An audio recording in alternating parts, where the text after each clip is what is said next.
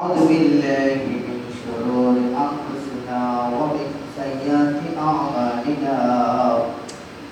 من يهده الله فلا مضل له ومن يضلل فلا هادي له ونشهد أن محمدا عبده ورسوله الذي بالحق بشيرا ونذيرا وداعيا إلى الله بإذنه وسراجا منيرا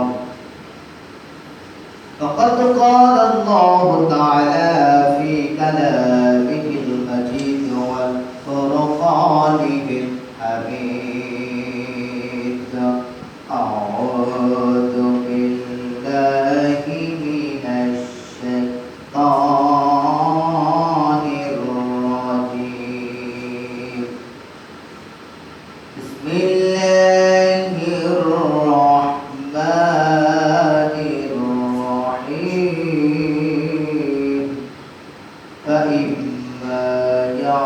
يأتينكم مني هدى فمن تبع هداي فلا خوف عليهم ولا هم يحزنون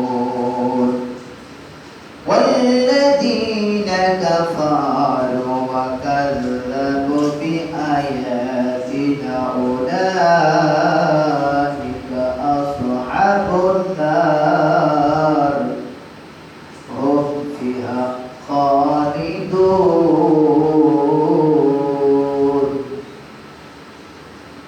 وعن أبي هريرة رضي الله تعالى عنه قال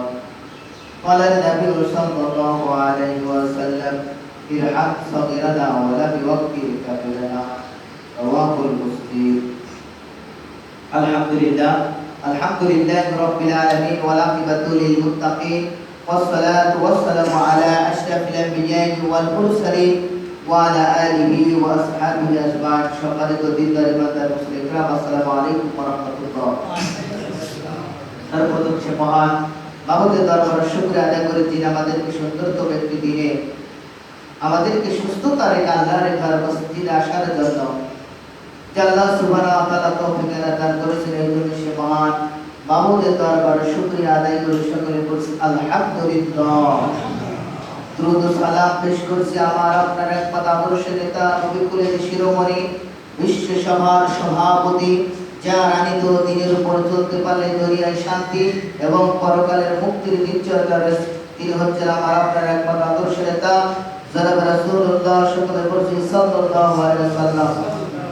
সম্মানিত উপস্থিতি, গোটা পৃথিবী আল্লাহ সুবহানাহু ওয়া তাআলা অসংখ্য নবী রাসূল প্রেরণ করেছেন। আল্লাহ সুবহানাহু ওয়া তাআলা কোন নবীকে কোন জাতির উপর কোন সম্প্রদায়ের উপর কোন গোষ্ঠীর উপর এইভাবে প্রেরণ করেছেন, কিন্তু আমার আপনার যে নবী যে নবীর সুপারিশ ছাড়া মানুষ জান্নাতে যেতে পারবে না, এই নবী গোটা মানব জাতির উপর রাহমাতাল লিল আলামিন হিসেবে আল্লাহ এই ধরাধামে সৃষ্টি করলেন। ইতিপূর্বে আল্লাহ সুবহানাহু ওয়া তাআলা তাওরাত, জাবুর, ইনজিল এবং এই কোরআনুল কারীম আর বাকি সবগুলো শরীফা এই তাওরাত, জাবুর, ইনজিল রহিত মানসুখ হতে আল্লাহ সুবহানাহু ওয়া তাআলা তুলে দিলেন, কিন্তু কোরআনুল কারীম এই পৃথিবীর মধ্যে মানুষের গাইডলাইন পরিচালনার জন্য এই কোরআনকে পৃথিবীর মধ্যে অক্ষর অবস্থা রেখে দিলেন, যাতে মানুষ এই কোরআনের কাছে আসে এবং এর থেকে হেদায়েত অনুসরণ করে। হেদায়েত পাওয়ার পর মানুষ যাতে সঠিক একটা ইহদিনাস সিরাতাল মুস্তাকিমের পথে চলে, সোজা পথে চলে। হাজির যে পথ বাঁকা পথ আল্লাহ রাসূল বলছেন সে পথ হচ্ছে শয়তানের পথ, কারণ কোরআন এবং হাদিসের পথ হচ্ছে সোজা। যেই কথাটা আমরা নামাজের মাধ্যমে সর্ব অবস্থায় সর্বক্ষণ বলি ইহদিনাস সিরাতাল মুস্তাকিম, একটি সোজা রাস্তা, একটি সোজা পথ প্রত্যেক